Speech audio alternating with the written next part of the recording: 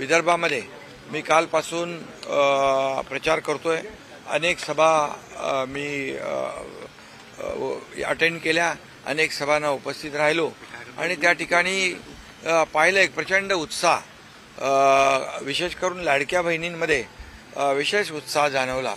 लाडक्या बहिणी, लाडके भाऊ, अगदी तरुणांपासून युवापासून अगदी ज्येष्ठांपर्यंत सगळे सभेमध्ये उत्स्फूर्तपणे सभेला उपस्थिती होती।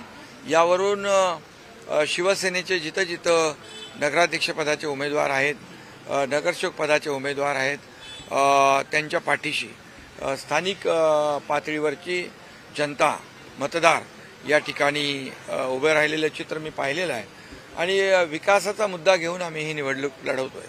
आणि म्हणून नगरपालिका, नगरपंचायती या नगरविकास खात्याच्या अखत्यारीत येत असल्यामुळे मी नगरविकास मंत्री असताना, मुख्यमंत्री असताना देखील जिथं आमचा नगराध्यक्ष नव्हता, नगरसेवक नव्हते, तिथेही आम्ही विकासाला पैसे दिलेले। ते आता इथं गेल्यानंतर सगळ्या गोष्टी समजत आहेत आणि म्हणून विकासाच्या मुद्द्यावर इथे रस्ते, पाणी, पिण्याचं पाणी, भुयारी गटार योजना, मैदानं, उद्यानं, आरोग्य व्यवस्था आणि या सगळ्याला आम्ही पैसे दिलोय।